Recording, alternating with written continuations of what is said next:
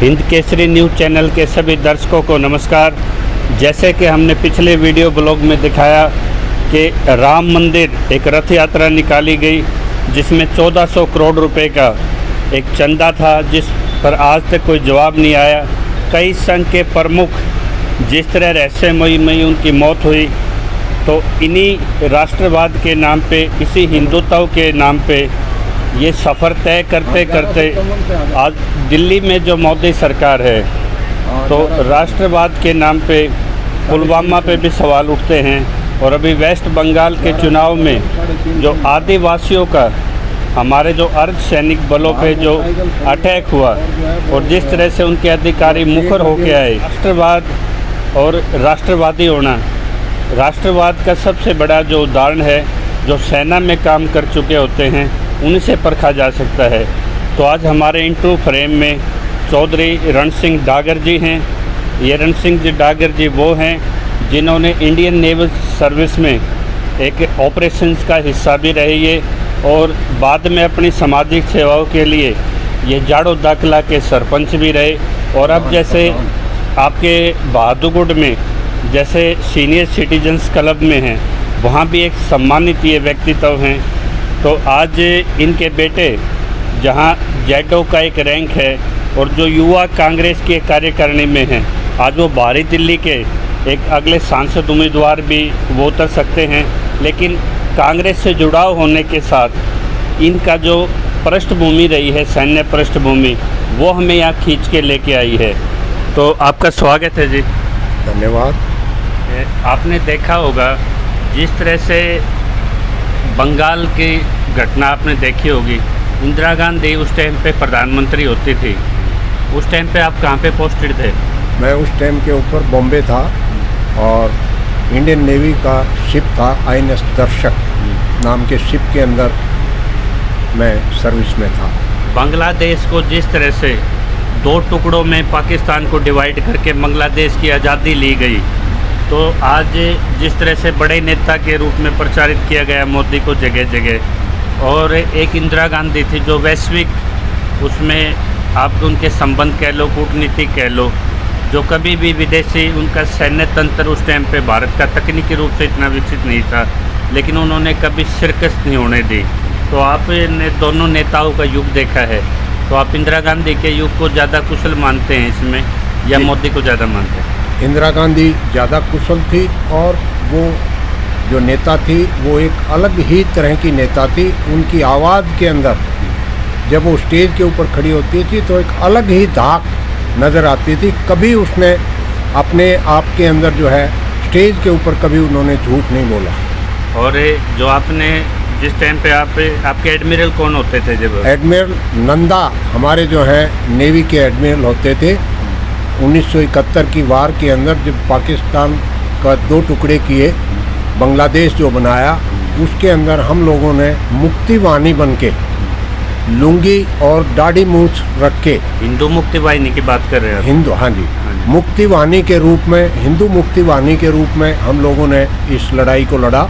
और नेवी की ये दूसरी लड़ाई थी। इससे पहले गोवा ऑपरेशन था, उस टाइम के ऊपर गोवा को हमने फतेह किया था। नेहरू ने उस टाइम के ऊपर जो है स्वेज नहर मिस्र को दी थी और उसके बदले में गोवा हमें लिया था। नेहरू ने उस टाइम कहा था कि भी स्वेज नहर से इधर नहीं आने देने का इसको, पुर्तगालियों को, और पुर्तगालियों को हमने गोवा के अंदर खड़े हुए उन जहाज़ों को वहीं पर नष्ट कर दिया था, जिससे हमें गोवा प्राप्त हुआ था। 1971 की लड़ाई में मैं INS दर्शक के अंदर सर्विस करता था। INS दर्शक जो है वो सर्विस शिप था। युद्ध पोतक है अपना विमान, ये युद्ध पोतक विमान था हमारा। युद्ध पोतक मेरा सर्विस शिप था और इसके अंदर जो है वार के लिए स्पेशल बफोर्स लगा रखी थी एयर अटैक को करने के लिए, और हेलीकॉप्टर व्यवस्था हमारे पास थी। उसको मेडिकल शिप बना के हमने जो है 71 की लड़ाई के अंदर जो है सी के अंदर काम किया। और वार ख़त्म होने के बाद 16 दिन के बाद हमें चिटागांव गए। चिटागांव के अंदर जो है बांग्लादेश की बंदरगाह को हमने जो माइंस जो लगा रखे थे उनको क्लियर किया। 1.5-2 महीने तक हम जो है चिटागांव के अंदर कैजुअलिटी भी हुई होंगी इस दौरान? कैजुअलिटी हमारा जो है INS कुकरी शिप जो था जो वारशिप था, एंटी सबमरीन था, वो हमारा उस टाइम के ऊपर संक हुआ था। हमने पाकिस्तान का शाहजहां और खैबर जहाज, 2 जहाज हमने संक किए थे। उन्होंने हमारा INS कुकरी को जो है संक किया था। और इस लड़ाई के अंदर हम डुबो दिया था वहाँ पे अटैक के बाद। हाँ जी, जी जी। अटैक के बाद हम जो है उसको बांग्लादेश को क्लियर करने के लिए, बंदरगाह क्लियर करने के लिए जो माइंस बिछा देते हैं बंदरगाह के साथ साथ शिप्स के लिए, कि उससे जो है शिप उधर से आएगा तो अटैक हो जाएगा और वो डैमेज हो सकता है, उसके लिए किया हुआ। तो आपने देखा होगा जिस दौरान आप ये रणनीति बना रहे थे और आज की वस्तु स्थितियों में कितना तब्दील देख रहे हैं। आज तो जैसे सैनिक अड्डों का वीडियो प्रसारण किया जाता है और वो चीज़ें जैसे आज प्रसारित की जाती हैं, जबकि वो गुप्त और एक रणनीति होती है सेना की। जी। आज उन्हीं का प्रसार किया जाता है कि हमारे विमान यहाँ रखे हैं। तो क्या आप इसको कोई सही प्रयोग मानते हैं? नहीं जी, पहले जो है वो हमारा सब कुछ गुप्त था। गुप्त होने की वजह से जो है, जब हमारा भेद ही अगले को, दुश्मन को नहीं पता चलेगा तो हमारे पास अटैक किस बात का करेगा। तो डिफेंस आज हम जो है उसको ओपन कर रहे हैं, मैं समझता हूँ कि वो उचित नहीं है, मतलब देश हित में नहीं। सिक्योरिटी के हिसाब से एडवर्टाइजमेंट वो नुकसानदायक है। है। तो बोफोर्स तोप आपने कहा तैनात थी, तो बोफोर्स की कुछ उपयोगिता हुई उसमें? हाँ, बोफोर्स जो है कारगिल का जो युद्ध हुआ उसके अंदर बोफोर्स का 1984 के अंदर जब राजीव गांधी जी प्रधानमंत्री थे वो बोफोर्स लेके आए थे और उस बोफोर्स के ऊपर हिंदुस्तान के अंदर बहुत बड़ा तहलका मचा। और वीपी सिंह जो है उस टाइम वित्त मंत्री थे, उन्होंने ही उसका गलत प्रचार करके और पार्टी से बाहर भी निकले। चलो एक राजनीतिक एजेंडा बना। कोई भी डील होती है, चाहे राफेल की होती है, बोफोर्स की, हमेशा उंगलियां उठी हैं और तभी तो इसके लिए आज वो नीति बनानी पड़ी। जी।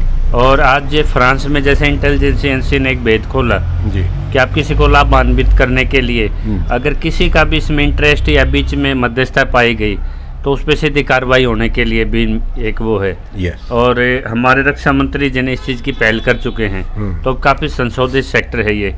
तो आपने देखा होगा अमेरिका की क्या भूमिका थी उस टाइम पे? अमेरिका उस टाइम के ऊपर पाकिस्तान की तरफ था। वो अपने सेवंथ बेड़े को 71 की लड़ाई में लेके हमारे जो शी डिक्लेयर कर रखा था, मतलब वार डिक्लेयर कर रखी थी, उसके अंदर ओशी के अंदर अपने सेवंथ बेड़े को लेके आया था। काफी मजबूत पाकिस्तान की, हाँ जी, सेवंथ बेड़ा अमेरिका का बहुत बड़ा बेड़ा था जो कि विश्व के अंदर प्रसिद्ध था। हमारे साथ जो है रशिया हमारे साथ पैरेलल हमारे साथ में था। हमने जो है उसको हमारे सी में आना नहीं चाहिए था, लेकिन वो उसकी मदद के लिए आया हुआ था। हमने जो है उसको फिर ये कहा, जब उसको देखा कि वो ज़्यादा पावरफुल था, हमारे जहाज़ों की सारा सिस्टम बंद हो गया था, सिर्फ इंजन चलते थे, तो आदेश दिया गया कि इनको जो है अपने इंजन की ताकत से इसके अंदर घुसो। तब नज़दीक जब पहुँचे तो अमेरिका ने कहा कि I am your friend America, किस लिए आए हो जब वार डिक्लेयर है, जाइए। तब जो है ये इंजन की ताकत से आप सीधे उनके डेरे में घुसिए। हाँ। ये किसकी कमांड थी? ये एडमिरल नंदा की कमांड थी उस टाइम की। मतलब ऐसे ऐसे साहसिक फैसले हमारी सेनाओं ने, हमारी इंडियन नेवी ने लिए हैं।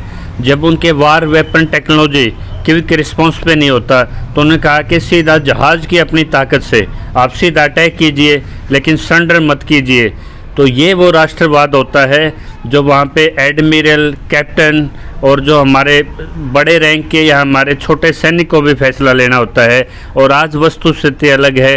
कहीं पुलवामा अटैकों की पृष्ठभूमि की जांच होती है, कहीं पे जैसे वेस्ट बंगाल में जैसे हमने जिक्र किया।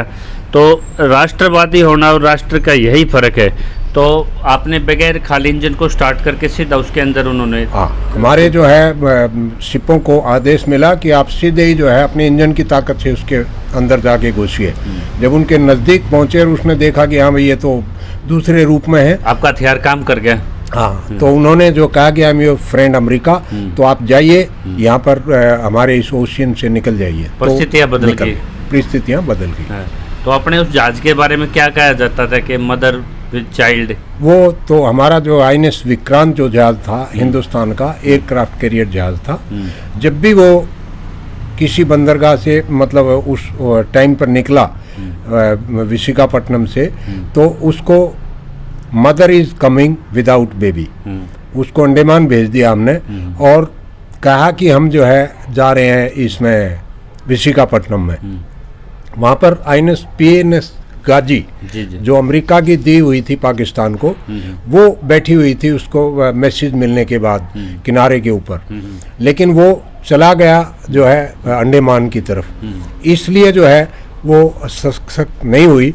फिर हमने जो है वहाँ से अपना विशाखापट्टनम बंदरगाह नेचुरल बंदरगाह है, एक जहाज एक टाइम के अंदर अंदर जा सकता है, एक ही जहाज बाहर आ सकता है। हाँ जी, हाँ जी। उस टाइम के अंदर जो है हमने INS राजपूत जो कैडेट शिप था, जो ट्रेनिंग शिप था, अफसर्स को ट्रेनिंग देता था, उसको डेप्थ चार्ज उसमें लगा के और उसको हार्बर से बाहर कर दिया और उस डेप्थ चार्ज को जो है थ्रो करते चले गए, तो वो जो है PNS गाजी को अटैक हो गया और PNS गाजी वहाँ पर संक। इस तरह से आपने पाकिस्तान के उस काउंटर किया जी। और जमीनी स्तर पे क्या योगदान था हमारा?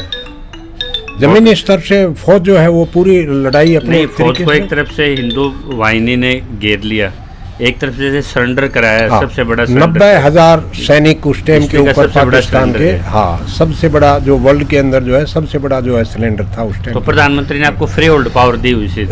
जी, फ्री पावर। कह रहे पहले कांग्रेस के टाइम में रिस्ट्रिक्शन थी? नो, कोई रिस्ट्रिक्शन नहीं थी, बल्कि अमेरिका को चैलेंज करके प्रधानमंत्री इंदिरा गांधी आई थी कि देखना कल मैं जाके क्या करती हूँ, और यहाँ आके जो है एकदम से उसने जो है वो कर दिया था, अटैक शुरू कर दिया। ये है ग्राउंड रियलिटी।